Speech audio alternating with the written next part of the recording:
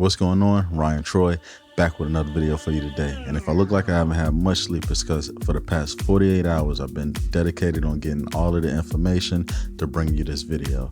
Now, I waited late last night. I ended up getting in bed only to log on to Instagram and see Ricky post say hello to ZFC. After that, I got up, started doing all of my research, looked at it, and first I'm going to start off just giving you the specs, and I'll give you my opinion on all of this afterwards. So I have my notes right here, so if you see me looking this way, it's because I'm just giving you all of the specs.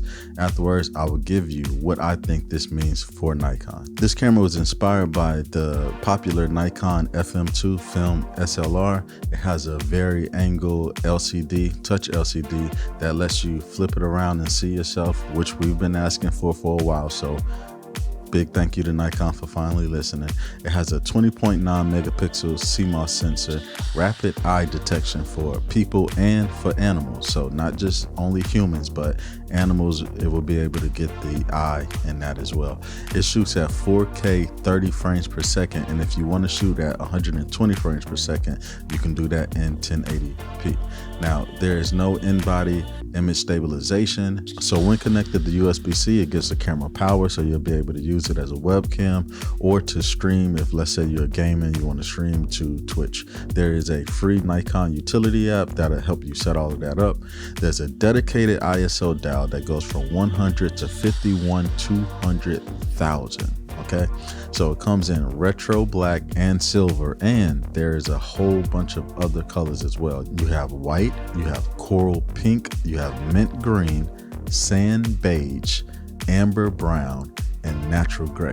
Okay, so just think of it like one of the iPhones that have all of these colors, right? The cheaper iPhones, but still, I think it's pretty cool that they decided to do that. They also announced the 28 2.8 lens that will be available as a special edition for the ZFC, which is a 42 millimeter equivalent when attached to a DX body. The standard edition of this lens will be coming out within a year alongside the 40 millimeter 2.8 that is currently in development. Okay, now they're also developing a 18 to 140 millimeter 3.5 to 6.3 VR. The lens is scheduled to be released during 2021, which is good news. So the Nikon ZFC will be available classically styled in black and silver late July 2021 at $959, and if you get it with the kit, it will be $1,100. Also, that lens will be sold separately for $300. Now, with all that being said, let's get into my thoughts on this camera.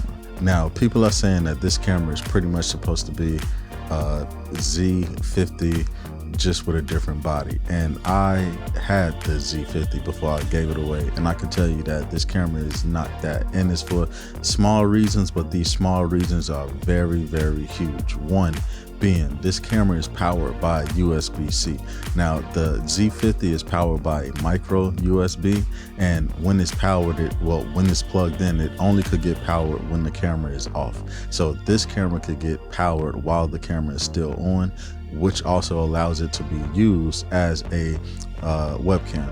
And my biggest gripe, I've said it a lot of times, with the Nikon Z50 was that the battery is never able to be, like, you cannot find this battery. It's always back ordered. Now, both of these cameras do use the same exact battery, but it is great that you can still power this while you use it. So that would be a great option if you want to use this as a second camera for video. Just always keep it powered, always keep it plugged in with the USB-C, and you'll always have juice, and you really probably won't even have to worry about switching batteries or needing a dummy battery. That was another thing. The Nikon Z50 has no dummy battery, so you can't even, power that on with that. It's not available. So for one, even if these cameras was, similarly price, I would still go with the Nikon ZFC just for that reason alone. The second reason is, when I bought the Nikon Z50, I bought it to be pretty much my equivalent of the Canon M50. And the thing about the Canon M50 is the LCD does the flippy thing. So With the Nikon Z50, it doesn't, it flips down. But if you put a tripod on that or anything like that, it can't flip down, so you can't see yourself. So if you was to put one of the little gorilla arms or whatever and hold it out as if you wanted to start vlogging, you would have a problem because you won't be able to see yourself. And with the M50 and with this camera right here, you can flip that screen to the side, be able to monitor and look at everything that you're doing. So those two reasons alone is, in my opinion, a reason to make sure you get this camera instead of the Nikon Z50. Now, is this camera meant for beginners?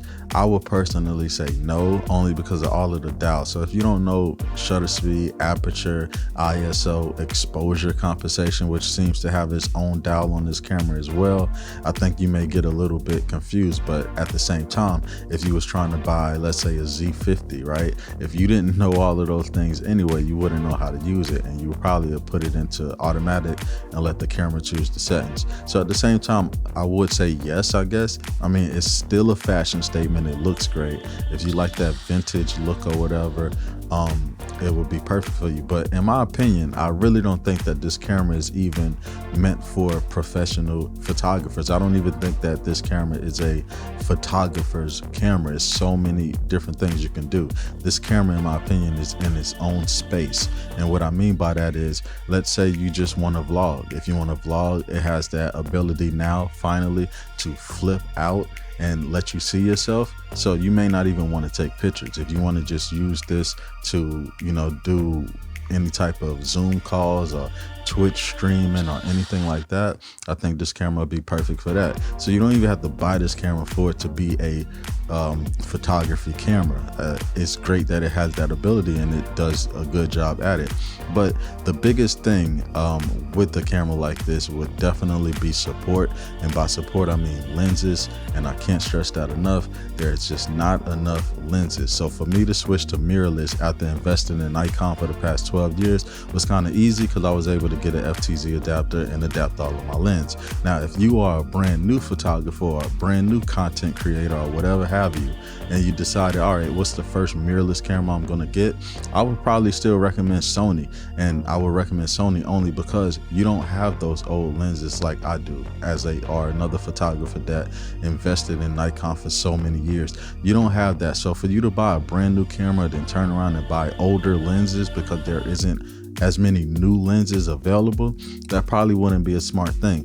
But if you were, let's say, a Nikon DSLR shooter or even a mirrorless shooter, and you just wanted to get this camera because it looks like fun, which it really does, it looks like fun, and to be able to have that webcam feature with the eye autofocus, or let me read up on that. I know that it does autofocus, but I'm not sure if it's doing eye autofocus while it's a webcam. But still, just to be able to have that ability to have autofocus while you're doing streaming and stuff like that, and let's say you already had all of these Nikon lenses and all of this other stuff, I think it'll be perfect for you.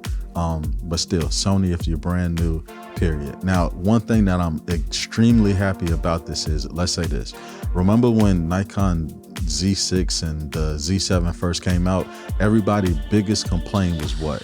It had one card. It was a CF Express card or whatever the Sony variant of that is, but it was one card. It was a CF Express card, and with that, it was like we couldn't use our SD cards and all of that. That made a lot of people hold back on switching into mirrorless. And then what happened?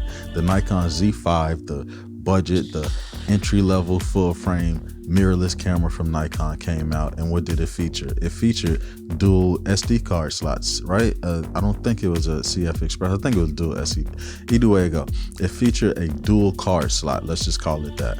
And then what happened? The Z6 II came out. The Z7 II came out with what? A dual SD card slot. Now, because this camera has the flip around screen that all of us been asking for so long, I really feel like in the near future, probably not with the Z9, but if it comes with the Z9, I'll be surprised. Still not planning on getting that camera. It's just not meant for what I use in my photography world. But if the Z6 III or the Z7 III come out down the line, whether it's a year, whether it's 2 years, and it has that feature of that flip out screen, that alone is enough for me to buy that camera. I would literally go ahead on and buy that camera just because of that feature. I'm probably gonna get this camera as well because I want to walk around and do more vlogs and stuff like that. Just more stuff to put in the video of my BTS process and stuff like that. And holding up a heavy Z7 II or my new Z6, holding up a heavy one of those is just, it's overkill. Like my hands kill me and all of that. So to be able to have a camera this light and it doesn't have the grip on it, and from what I heard from Frono's Photos, is he said that the grip is available in different countries but not in America. So we have to, you know, pause and see what that's about and see if that's, you know, if we can get a grip. Either way it goes, if we have a grip or not, I think that with it being as light as it is, and it's lighter than the Z50, with it being as light as it is and with that pancake lens, well, that turns it into a 42. So probably not with that pancake lens, but still, you know, with the lighter lens, you'll be able to hold that out with no problem. Put it on the little tripod, the little Gorilla Pods, whatever, Gorilla Arm Pods or whatever, and put that out and start vlogging and start, you know, walking around and stuff like that. And it really won't be that hard on the hand. You know, one thing that we want to do is keep our images and keep our videos, I should say, as straight as possible without all of this jerking. And when you have something real heavy on the stick and your hand is just, you know what I mean, because you're trying to walk straight and keep your camera straight, it's kind of hard to do, but this kind of eliminates that. So I am excited for this camera. I think that this camera is going to be great. I know I kind of sound like a hypocrite because when it was originally rumored, I bashed it real heavy. I was like, Nikon, what you doing? We want lenses. This isn't the way to go. But at the same time, I think probably this is what they should have gave us instead of giving us the Z50. This has a better market than the Z50. And honestly, I wouldn't be surprised if we see a Z52 with the same specs pretty much, like with the flip out screen, with the USB-C so you could charge it. And hopefully they even give us a dummy battery, even though one isn't necessary anymore. It's no need for a dummy battery when you can power this by USB-C. There's no need for it whatsoever. But if they give it to us still, that'll be good. They're probably not gonna get that to us. So I'm curious, do you like this decision from Nikon? Who do you think this camera is for, and do you plan on purchasing it? Make sure you let me know in the comments down below. And if you like this video, leave it with a like. If you're new here, go ahead on and subscribe, and I'll see you in the next video. Peace.